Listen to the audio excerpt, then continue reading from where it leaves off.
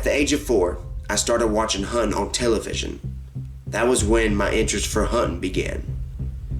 The following year, my dad shot a doe one morning. He took me with him to track the deer. That was the first deer I ever tracked. At the age of 10 in 2012, I killed my first deer ever. In 2018, after seeing some trail camera pictures of some big bucks, I decided that I was up for the challenge to go hard and go after those big bucks. And little did I know, in 2020, that the ultimate challenge was set just for me.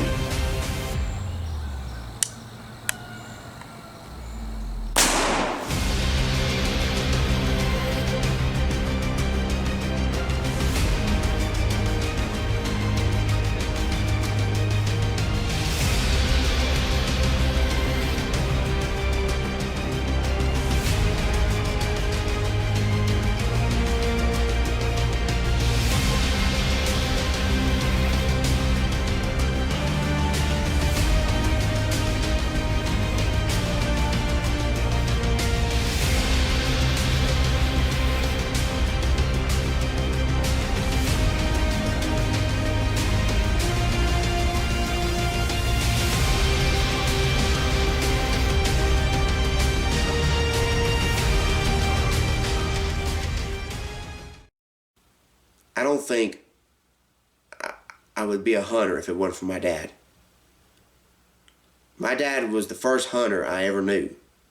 One of the most memorable times was definitely when I tracked my first deer, and that was in 2007. At the time, we were renting my great-grandma's old house, and I was 5 years old.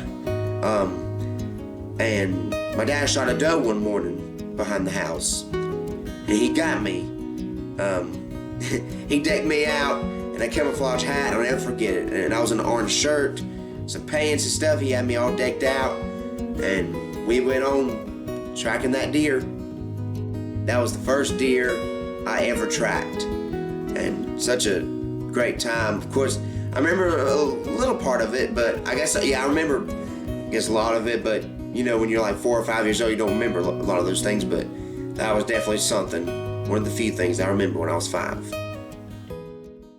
One day that I'll never forget for sure is when my dad went in a closet and grabbed a big album. And it ain't just no album.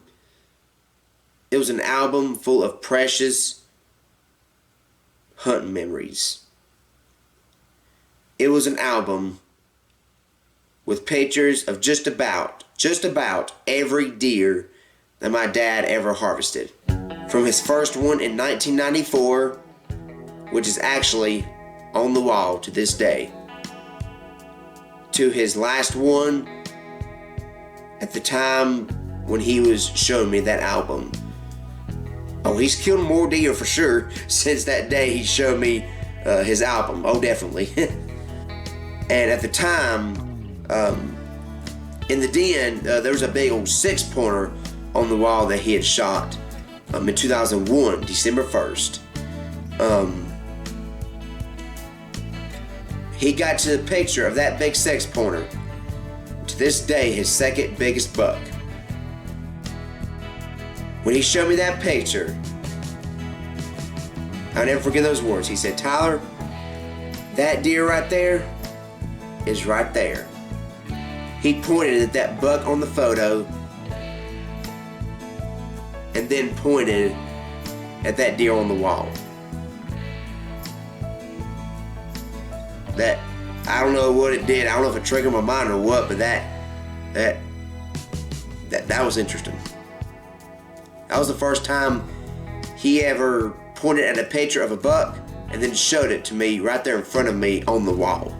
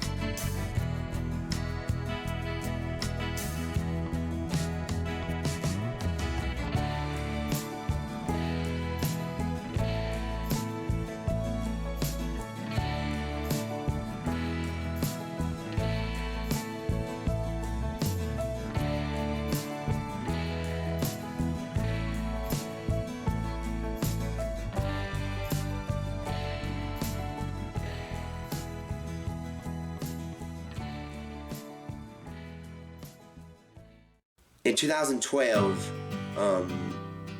it was time for me to hit the woods, for me to hopefully get my first deer. The problem was I did not have a weapon to shoot with. I was just 10 years old. But Mr. Greg decided to let me use his crossbow to go hunt with. On opening day of 2012, I'll never forget, it was just rainy, nasty weather. It was miserable, but it was good to go hunting in the ground blind though. If it was in a tree stand, that would have been even worse. I could not stand there. We weren't even there 30 minutes and a doe walks out and I shot and missed. Yeah. I shot and missed that deer. My dad was tore up more than I was. I still had confidence and I knew that this hunt was not over. The old saying still goes, it's not over till it's over. And sure enough, I guess my confidence paid off. 30 minutes later, a doe come out from the left. And my dad watched the whole thing, and he saw that arrow go disappear right through that doe. She jumped, ran into the leg of our deer feeder, fell down, got back up, and Dad just looked at me and said, "You smoked her." When I heard those words, I knew that I had gotten my first deer. But unfortunately, it was way longer than we expected. We tried for that deer for probably 2 hours at least. I think we lost track of the blood, but thank God we were able to find that deer after praying so hard, Dad and Greg praying to God saying, "Lord, please help us be able to find this deer." Sure enough, we found that deer a couple hours later, and pretty cool that my first deer that I shot was taken with my friend Greg's crossbow. Through the years, obviously I continued to keep hunting, harvesting more deer. 2015, I ended up killing 3 deer that year. And then the next year, I killed my first antlered buck, and I was just super pumped. I also killed my first morning deer that year too, and that was pretty special. But through those years of my early stages of hunting, at the same time, I was being mentored and taught by my dad, my close friend Greg, and several others that were hunters. I kept learning things from my dad, my close friend Greg, and I thank God that I had and still have those kind of people to teach me about hunting and to share their experiences with me, and something that I can think about and carry on with me and say the same things to my future kids.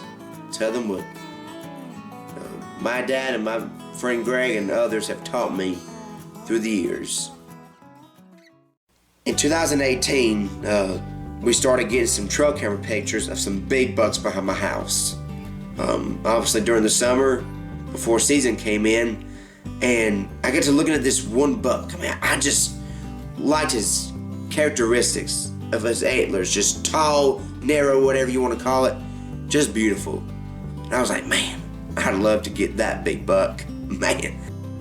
My dad realized that I was ready to take that next step in hunting.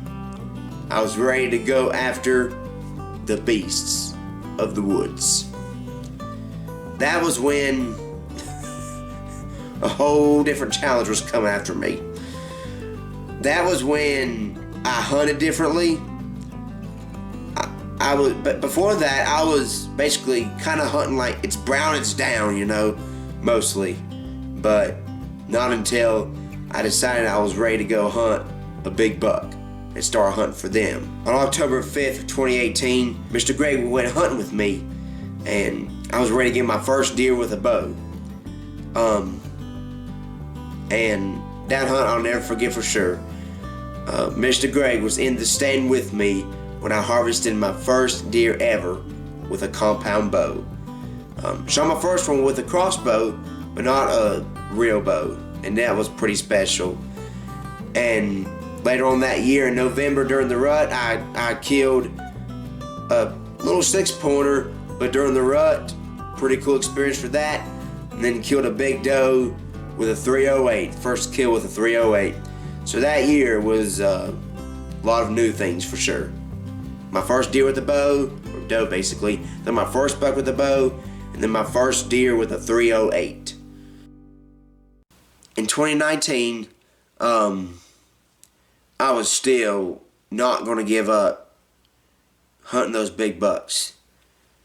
The same buck that I was hoping to get behind my house that I just loved so much, antlers were tall and all that, he was back the next year in 2019. I've never been a part of something like that, because you see those pro hunters on TV go after certain bucks. This buck was back with other big bucks, and I knew he was in there. I was just going hard. I was more excited than ever to hit the tree stand. On September 19th that year, I went hunting behind the house once again, and I was just praying and begging God so hard that He blessed me with the big buck of my dreams. Like, I was saying, like, Lord, please, please, please bless me with a big buck. And it's amazing how God gives you the opportunity to shoot, or much less see one day when you're in the woods, and He knows what day it is. He knows when He's going to give you that chance. And little did I know that day I was going to have a chance to shoot a big buck. I was looking to my left, expecting deer to come out through the funnel, and sure enough, about 7 o'clock that evening, I look and a big wide rack 7-pointer is coming to the feeder, and I've never seen this deer before, and a cow horn was with him.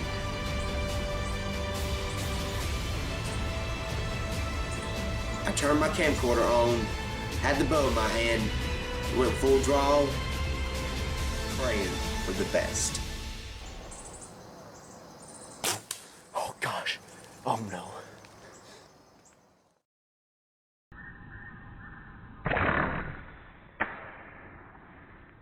We looked. Never found the big buck I was hoping to get. I was kind of disgusted. Later that year, 2 days prior to the end of hunting season, Mr. Greg took me up to his farm to go hunting with him. And he's been getting a lot of big bucks on camera there too as well, and I was just super pumped. I was ready to go. I was excited to even be with Greg, and definitely a special time that I'll never forget for sure. Well, howdy folks. Mr. Greg got him a GoPro Hero 8 for Christmas, and we're hoping to use it and hopefully get us a deer on film, and folks, we will let you know what happens, so stand by.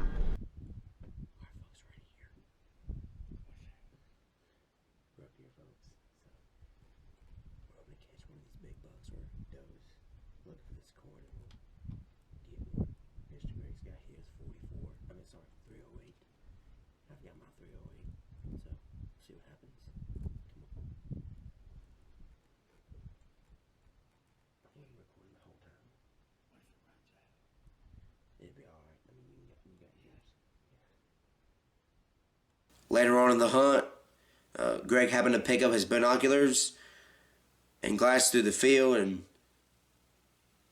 there stood a buck. And not just a buck. A buck bigger than anything I've ever killed. When I saw him through the crosshairs, I knew that he was bigger than anything I've ever killed.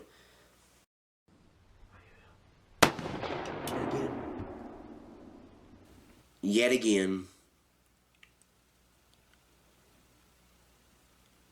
I was definitely lost for words.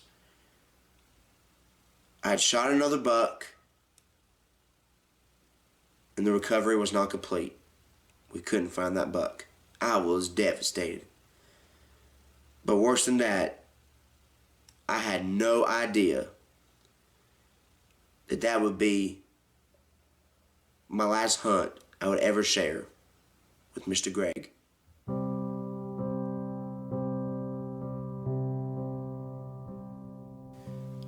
On October 20th of 2020 was one of the worst days of our lives, without a doubt. We lost our beloved friend, Mr. Greg. He was someone that was like an uncle to me. I'd be on the phone with him many times. He'd say, "Tyler, I love you like a son, and I'm proud of you." Greg was someone who just loved the outdoors. He taught me so many things and helped me in so many ways. And definitely there's a lot of things that I'll always carry with me that I learned from Mr. Greg. One thing I knew for sure is that Greg would be super upset if I didn't take a step in the woods again. Greg would want me to keep hunting, so that was what I was going to do. And I knew he'd be happy if he saw me go hunting. And I can only imagine if he does look down from heaven and sees me going hunting and shooting deer. I can only imagine how happy he is and he would be. I could just only imagine that. So, I wasn't giving up. I wasn't giving up. Still going.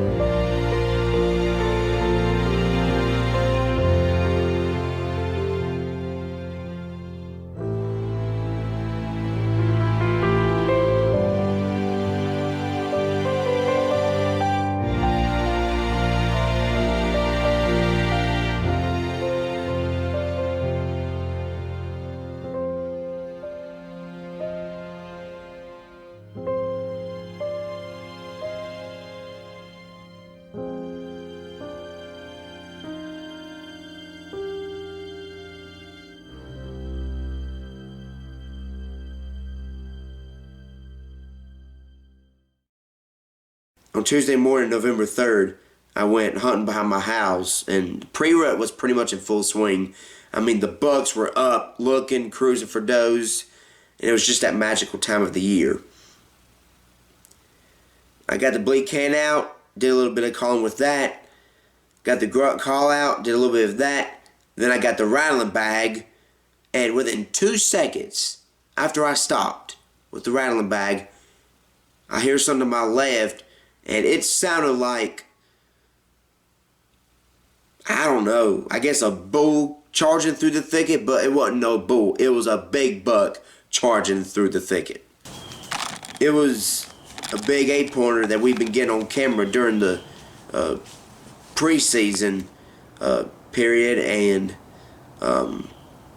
when I saw him, I knew which one it was, but I didn't care. When I saw he was big, I was ready to shoot him. But unfortunately, he was all postured up, dark, swelled up, ready to fight. But then it was too late. I tried snort wheezing, grunting back in, but it's too late. I couldn't get a shot. He was behind limbs and brush, and not really that devastated, but it was an awesome experience. A few days later, I went hunting just a couple minutes away from my house. Still during the pre-rut, I was still calling, rattling, hoping for a big buck to come in. But later on during the hunt, I had 4 does come in. This was definitely a lesson to be learned for me for sure. I wasn't ready. I wasn't prepared. I didn't have the bow in my hand. It was on my easy hanger, like right beside me.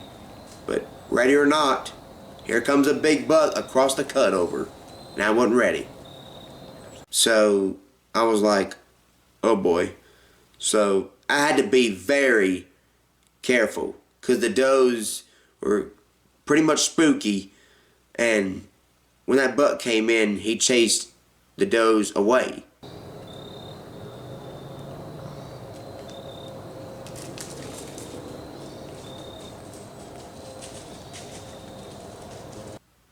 And then he saw me.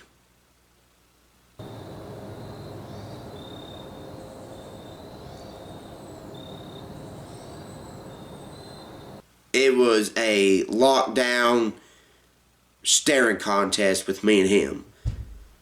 I was just kind of glancing over my bow and hoping he wouldn't see it moving because I was holding my bow, but at the same time, I guess it was probably moving a little bit. I was trying to balance it with my hand, and it was kind of moving a little bit. I was like, oh Lord, I hope he don't run away. But unfortunately, we learn from our mistakes, don't we? Oh no. Darn it. That one sound is definitely a worst hunter's nightmare. You know, sometimes I guess when you come this close to getting that big buck of a lifetime or the big buck of your dreams that you've never shot before, there might be some hunters out there that just sometimes are like, I don't want to go if it ain't gonna happen. I don't know. And trust me, I've been there, done that before. I was kind of that way, especially when I was that close to getting the big buck that I wanted to get and never did get. But one morning, November 13th, on Friday, and I went hunting behind my house that morning, and you've heard the old saying that there's bad luck on the 13th on Friday. Well, this case, it was off to a pretty good start. I was in my stand for at least 30 minutes, and I look up, and there stands a big buck 20 yards from me. It was the big 8-pointer that I rattled in 10 days prior to this hunt.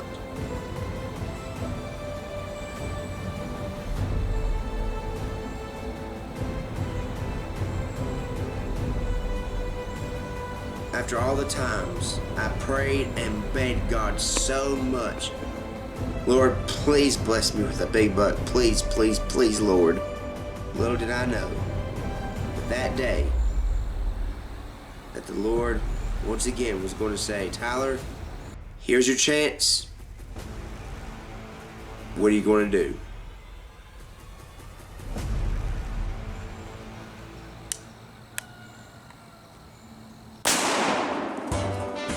Oh my gosh. Oh my gosh. Here he goes.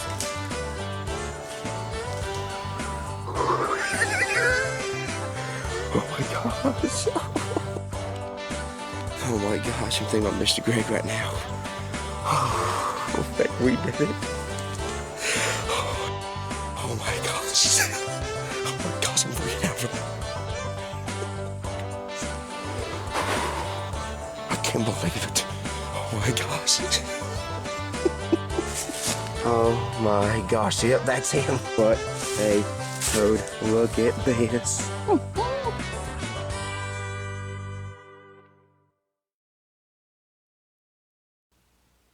That was a big relief come off my shoulders right there. You know, the past few weeks prior to that hunt, we were dealing with the passing of my close friend, Mr. Greg. That was super hard on all of us. Not just me, but my family, because we were all so close together. But that was a huge relief off my shoulder that God had finally blessed me with the biggest buck of my life. Definitely a buck that I'll never, ever, ever forget. Now that, my friend, is a hunting journey. Through all the ups and downs, good times and bad times. I learned a lot and still am learning a lot as I still hunt to this day. I have learned a lot from my early stages of hunting to right now. My dad, my close friend Greg, who's in the presence of God right now, and several others who've had an impact in my life, have taught me about hunting, and I'll always appreciate that. And God definitely tested my faith and patience through hunting too, because God knows that is my passion. It's basically a slap in the neck kind of thing, saying, listen up, this is going to be the ultimate test for you. The ultimate test of faith and patience, for sure. Hey, I need patience, that's for sure, but definitely faith and patience and other things, especially those 2 bucks. That was bigger than anything I've shot at the time before I shot the big 8-pointer. That was the ultimate test and the ultimate punishment for me to wake up and say, I need to get right. I need to be a better person. I need to be a better hunter. And when I say being a better hunter, I'm not talking about like I need to be more successful about killing bigger bucks, anybody else, trying to be more better. No, that's not in my definition of a better hunter. A better hunter needs to be more encouraging to others, be a guider to them, like my dad and Greg and others have been to me. I need to be more content. I need to be happy no matter what. Because for me, any deer, whether if it's a doe, a scrub buck, or the biggest buck in the property, it doesn't matter how big or how small. A deer will always be a trophy, no matter how big or how small. That's what I mean of a better hunter.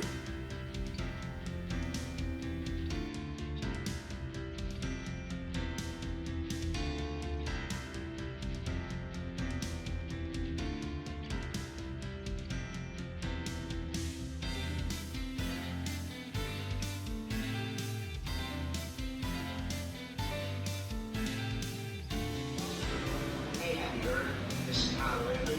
This is my biggest buck ever. Shot him Friday, November 13th, 2020. Been using the Happy Herd know-it-all since March or April of 2020. And it's been awesome. We've loved it ever since. Been using the Happy Herd all through the preseason. Been keeping the big boys in there, patterning, throwing them. But what happened? This is the big award, so, but we